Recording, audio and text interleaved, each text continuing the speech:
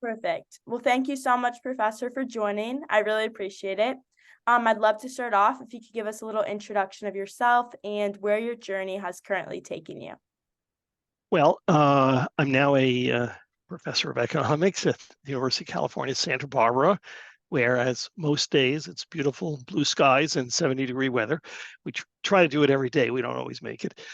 Um, I taught for a long time at the University of Washington in Seattle. I've taught for some other places. And I've been, as you can probably tell, doing this for a long time now.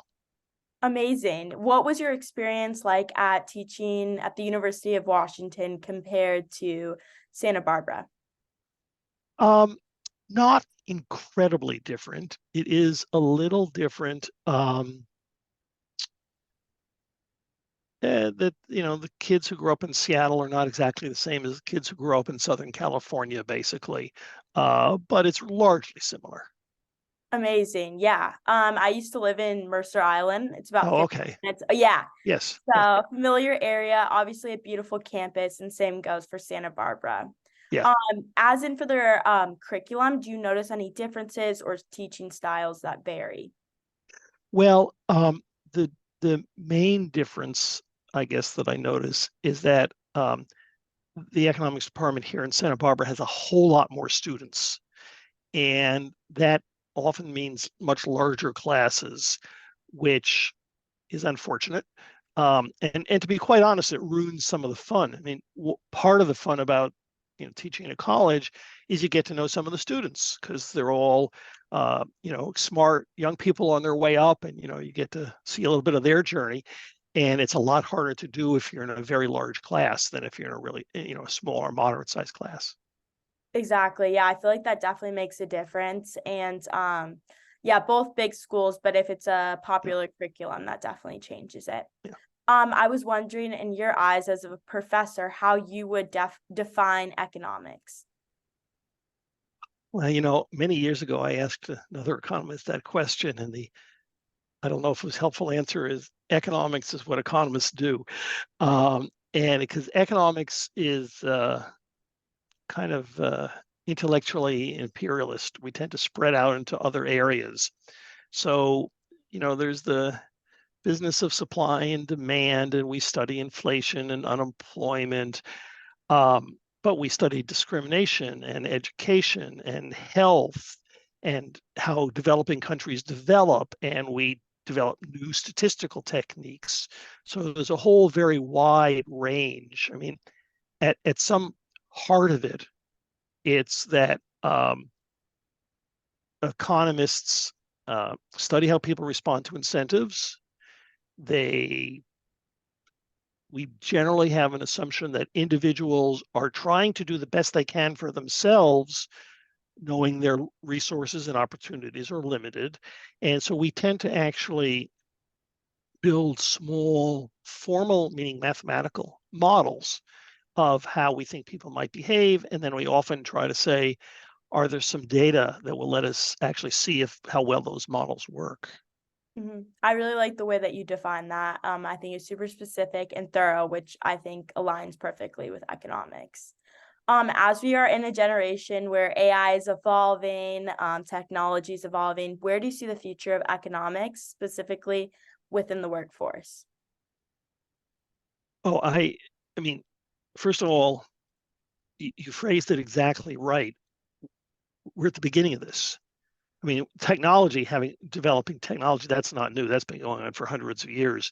But whether AI, exactly how much of a difference it will make, it's going to take a while to find out. But let me tell you what my guess is. My guess is that AI is, in fact, going to take over a whole bunch of very routine tasks.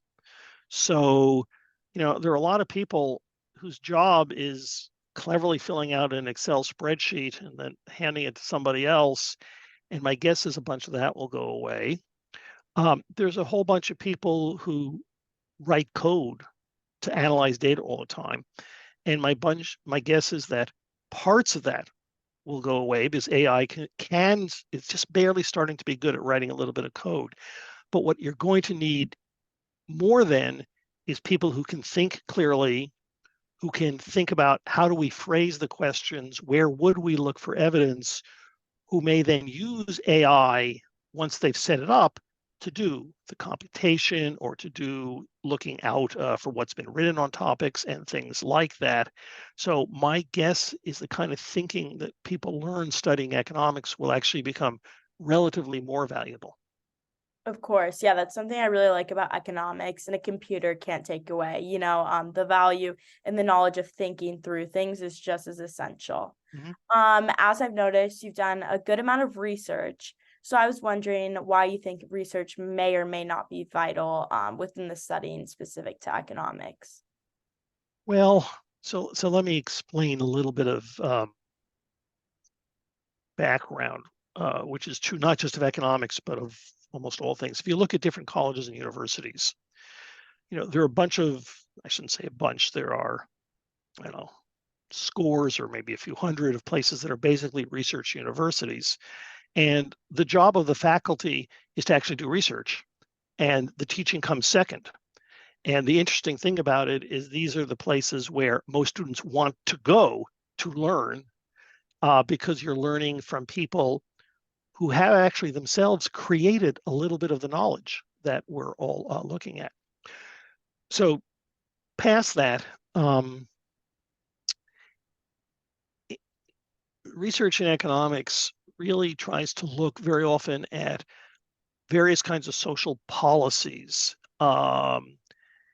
and determine what really happens. I'll give you an example of one of our PhD students who I was listening to talking yesterday. And he was trying to look at the question of when there's discrimination, is it because people think there's sort of a problem with some group, or is they just don't like them? And so what he did was he used massive data based on cell phone tracking to find out about during COVID, or during the very beginning of COVID, when it was just getting started and we didn't know a whole lot of facts, um, what happened to people going to Chinese restaurants versus other restaurants. And what he basically discovered was, of course, when COVID started, restaurants of all sorts lost business. Um, Chinese restaurants lost more business, but it was mostly people dining in at Chinese restaurants as opposed to people doing takeout. And the idea is that if coming out with COVID, people just, if you remember, this was all being blamed on Wuhan and in China, if they just were being prejudiced against people who are the Chinese, then they wouldn't want to go to take in, dine in, take out, whatever. They wouldn't want to do any of that. If they were worried about health risks, which turns out to have been false, they should not have been, but they didn't know that at the time, perhaps, then takeout might have still been okay because they weren't going to be in contact with anybody for very long. And so that's an example of the kind of often somewhat complicated things that economists try to do, to think very carefully about how can we determine what the actual cause and effect is. There's a basic problem in all sciences, but especially all social sciences. If you see two things happening together or one after the other, you sort of figure, well, one's responsible for the other. But that's not always true. You just know that they happen together. And economists really specialize in trying to tease out when is there evidence of something causing an effect. And if you want to implement a new policy, you want to know that there really is a cause and effect from the policy. Of course, yeah, I think it's very vital to understand if there's a correlation between the two variables. And like you said, I really like that anecdote and a strong example of you can't just assume. And I think that's a really good example of how research is effective. Yeah. Secondly, I was wondering, as you are a renowned teacher, what do you think makes a good professor or a good economics professor? Well, that's a hard question. Um, one thing is you actually have to care about the students and care about the teaching. The other thing is you actually need to recognize that there's not just one good kind of teacher, that different students respond to different teaching styles. So I always have students who say it's the best course they've ever had. And I often also have some students who say, oh, please, never again. So for me, what I actually think is whenever possible, it's not important to think about what I'm teaching. It's important to think about how they're learning. And for a lot of stuff, that means trying to set up exercises or problems where the students work things through, because you learn stuff by doing it, not just by listening to something. This is not always popular. I mean, a lot of students would like to just listen and be told what they need to know, and they will remember it. And for some things, that's actually perfectly fine. That's how all of us learn a lot of stuff. But my style does tend to be de-emphasizing just listening. Not that I don't get up and give lectures, I do, but a lot of the course design is they're lectures, they're to help you hear them problems, you go off and do them.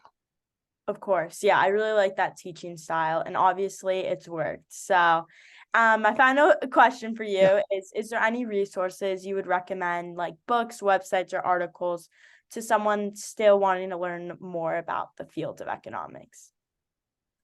Well, the American Economic Association, which you can do a Google search, actually has pages of information for people who want to learn more about economics as a field, about various topics, and that's a very good resource. Other things to do are there's an economist there's a magazine called The Economist, which is a British magazine that's not actually only about economics. It's about other things too, but they tend to have pretty good reporting. I personally love reading Paul Krugman's columns in the New York Times, partially just because he writes so well and is usually right. Um, and I guess the thing which makes it a little hard is a lot of people think of economics as just business or finance or money or inflation. And there's this huge, huge, wide range of things that people do. And so there's a whole bunch of wide range of things people might actually find interesting. Amazing. Yeah, for sure. I'll make sure to check all of those out, and I really Okay. appreciate your time today. Absolutely. Um, Thank you so much. sure. Send me a link when you have a chance. Will do. Have a great rest of your Okay. afternoon. Thank you very much. Bye. Okay.